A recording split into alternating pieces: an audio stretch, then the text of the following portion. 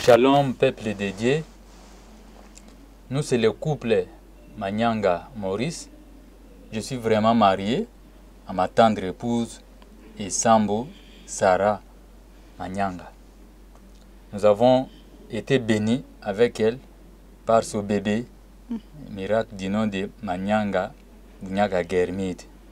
Alors nous sommes ici pour venir témoigner la grandeur et la puissance de Dieu, de papa et de maman Olangi, pour des situations que nous avons qualifiées à l'époque difficiles pour nous comme humains, mais par le canal de ces dieux-là, aujourd'hui nous avons vaincu le monde des ténèbres. Les deux situations, c'est d'abord le problème de la conception après le mariage, et juste après la conception de madame, moi j'ai été victime d'un accident spirituel mortel, et aujourd'hui, Dieu de papa et de maman Olangi m'a accordé la guérison miraculeuse, intégrale, totale. C'est pourquoi nous sommes ici pour venir témoigner sa grandeur et sa puissance. Pour les problèmes de conception, je vais laisser à madame pour témoigner. Je suis venue témoigner ce que Dieu a fait dans ma vie. Quand je me suis mariée, je me suis bien mariée légalement, comme toute autre personne. Arrivé au mariage, je ne concevais pas, il y avait pas la conception et tout. Donc je ne savais pas quoi faire. C'était d'abord première année, je me dis on doit d'abord observer, vu que j'ai étudié aussi. On doit d'abord observer, ça peut être le stress et tout. Nous avons observé une année, 2 ans. Vers la 3e année, je me suis dit non, je dois vraiment me plonger dans la prière. Je suis venue voir mon kira que j'ai sali à pasteur, papa Jean-Marcel Mouipé, qui m'a beaucoup aidé. Il m'a donné de jeûne, il m'a dit de faire du jeûne et tout. Je l'ai fait, il n'y avait pas... Bon, je me suis entrée dans la prière. Mon mari a dit on doit maintenant chercher côté médical, savoir qu'est-ce qui ne va pas. Nous sommes allés à la première clinique, ça n'a pas abouti à un résultat positif. Nous sommes allés maintenant voir le professeur là d'université, gynécologue. Il nous a examiné, il a donné le traitement. 3 mois, quand j'ai vu que non, le traitement est fini, il n'y avait pas toujours de résultats. Je me suis dit non, je vais tout laisser, je dois maintenant plonger dans la prière. Donc je suis venue à la FF. Donc j'étais vraiment là, donc j'avais tout laissé, même ma famille, je l'avais mis de côté. Je cherchais vraiment Dieu, j'avais vraiment cherché Dieu. Dans le jeûne de prière, je faisais des jeûnes seuls. Des fois mon mari réclamait, toi tout le moment de jeûne, je faisais vraiment des jeûnes de 3 jours à sec, de 3 jours à sec et tout. Donc je priais vraiment sérieusement. Quand on disait de faire des sacrifices, je le faisais avec de tout cœur. Je venais, c'était vers 2023, vers septembre, le mois de septembre, quand papa Tiboulou est venu, il avait dit, l'année prochaine quand je viendrai ici, il y aura de femmes stériles qui vont concevoir. J'avais vraiment saisi cette parole, j'allais même s'aimer, j'ai pris l'enveloppe, j'ai continué à prier. À chaque fois que je priais, je rappelais à Dieu, je disais, Seigneur, toi, ton serviteur avait dit que l'année prochaine quand il viendra, il faut que toutes les femmes qui sont stériles doivent accoucher. Alors moi, pourquoi je ne conçois pas? Je priais. Maintenant, c'est vers le mois de décembre, on avait laissé vraiment le médicament, prier seulement. Nous sommes venus ici à la FF, on nous avait dit on doit faire une prière de souvenir, de rappeler à Dieu avec des enveloppes, des habits des enfants et tout. Moi, je n'étais pas là, on m'avait informé chez une FF là. J'ai mis ça à cœur, j'ai demandé à mon mari l'argent, il m'a donné, puis je suis venue, j'ai donné, mois de décembre, quand j'ai eu le même révélation, c'est toujours le mois de décembre est là, j'ai vu, et Dieu m'a dit dans la révélation, un jour m'a dit, je suis maintenant sur le point de guérir ton mari, dans la révélation.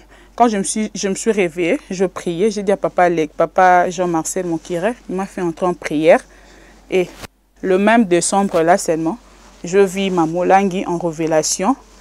Mais disons que il m'avait dit, je l'ai vu là-bas à l'hangar de l'intercession. Elle m'a dit de prier. Elle m'a dit seulement prie. Bon dès là. Elle m'a laissé là de prier. Je pleurais, j'ai prié. Quand elle est revenue, je lui ai dit, maman, ça fait que toutes mes amies ont déjà accouché, sauf que ça ne reste que moi. Elle m'a dit, tu as fait combien d'années de stérilité? Mais moi, je fais 4 ans d'années. 4 ans de stérilité. Maman, 4 ans n'est pas beaucoup, tu vas concevoir. J'ai dit, maman, quand est-ce que fais-moi passer à la délivrance? Elle ne m'avait pas répondu. Quand je me suis réveillée, c'était une révélation. J'ai dit à Papa Marcel, donc tu dois me faire passer à la prière, à la délivrance. Il a dit non, toi continue seulement à prier. Comme Dieu t'a déjà parlé, tu vas concevoir. Donc au mois de janvier, je continue toujours à la prière. Je vais vraiment tout laisser. Donc, je venais seulement, ça me restait seulement la prière. J'avais même refusé de travailler. J'ai dit, moi, je dois avoir chercher la délivrance. Je dois concevoir.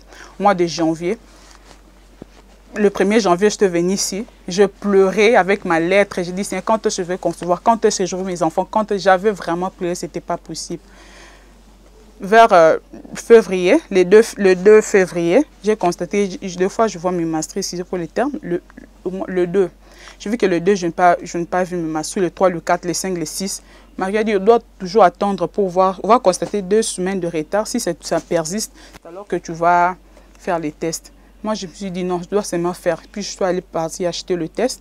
Je suis venue, j'ai fait le test et le test était positif. Donc, je vis, j'étais enceinte. J'ai dit à mon mari, on a glorifié Dieu. Je pleurais vraiment, j'ai glorifié Dieu.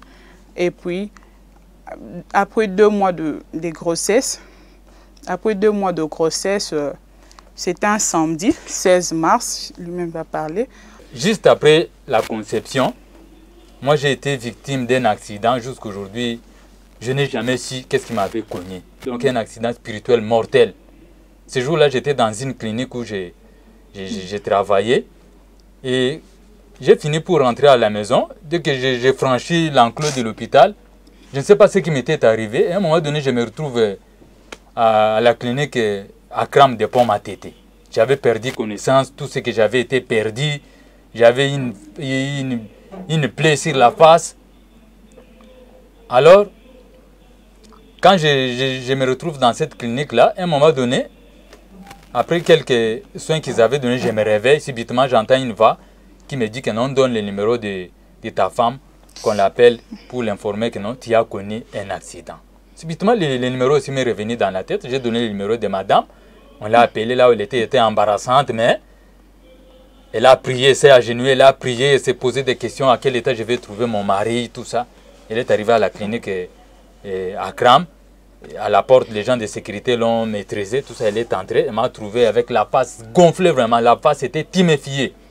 On m'avait donné le bon de scanner et quelques médicaments que j'avais pris. J'ai dit, bon, avant que je parte faire le scanner, parce que tout était volé, tout l'argent était volé, tout. J'ai dit, non, j'observe un peu. J'ai observé et les céphalées, les maux de tête s'accentuaient. Moi, je suis médecin, je me promenais avec les anti-inflammatoires dans des poches, les antalgiques.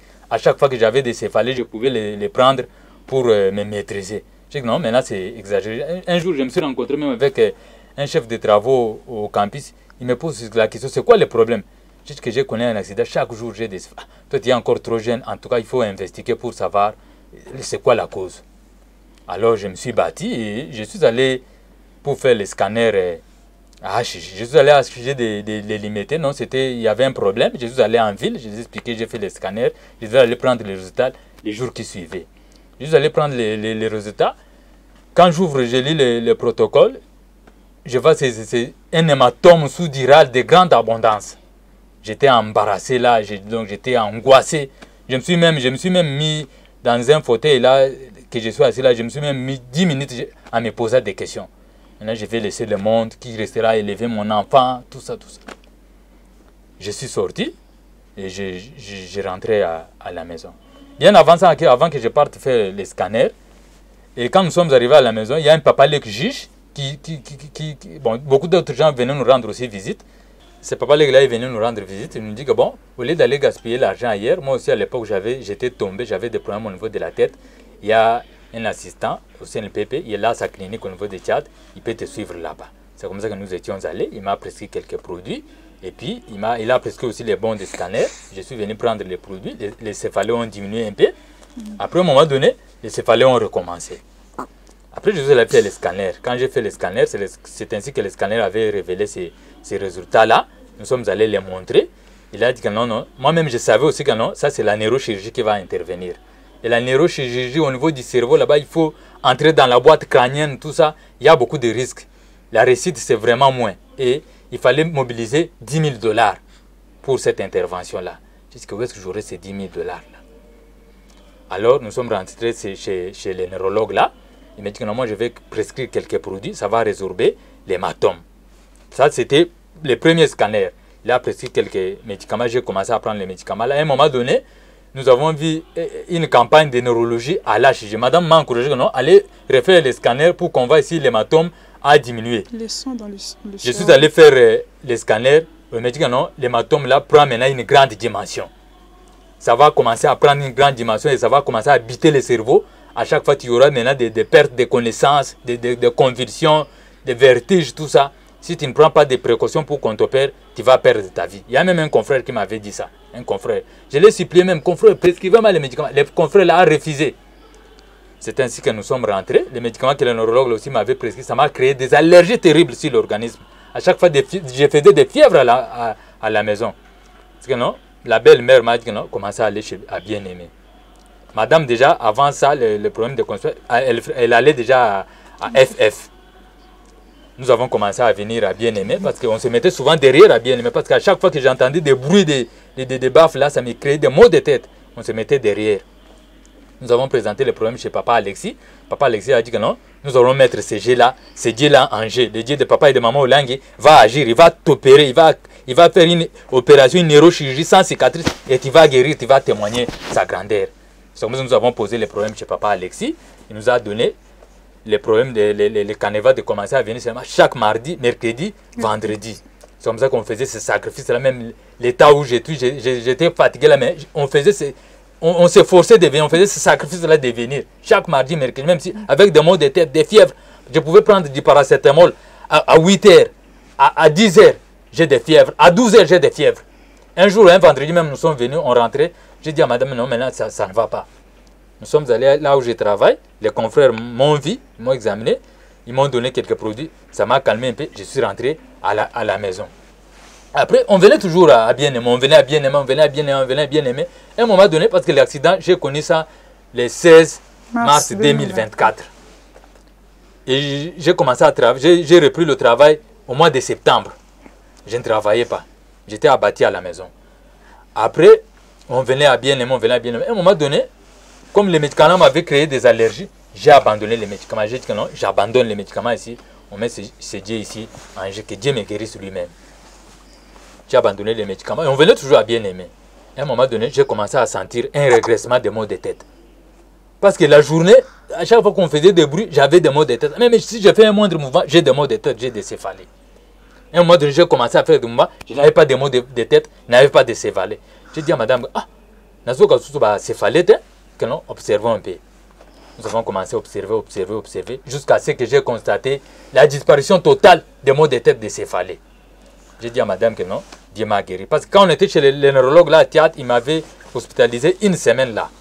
Pendant l'hospitalisation, Dieu m'a montré dans un rêve une révélation.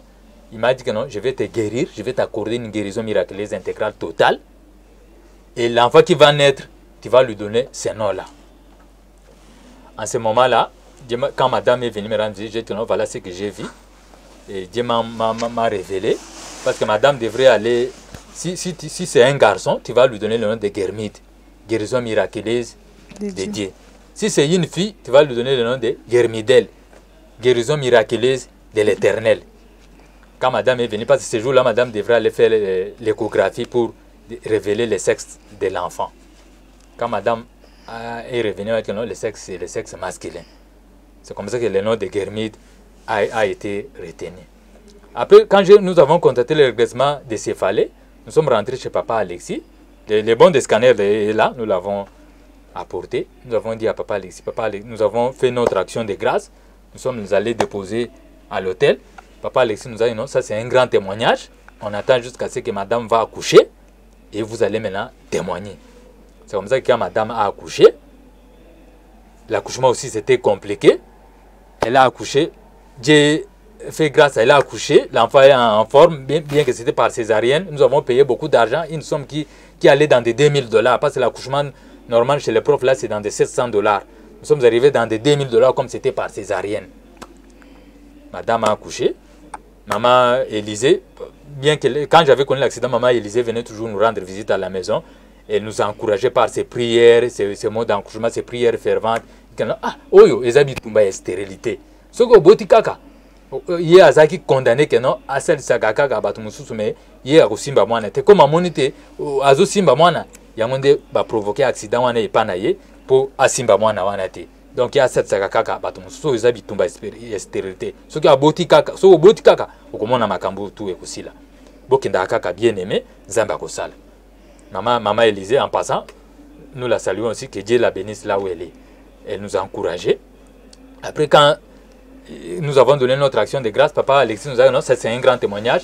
Quand madame a accouché maintenant, c'est comme ça que nous avons témoigné à FF.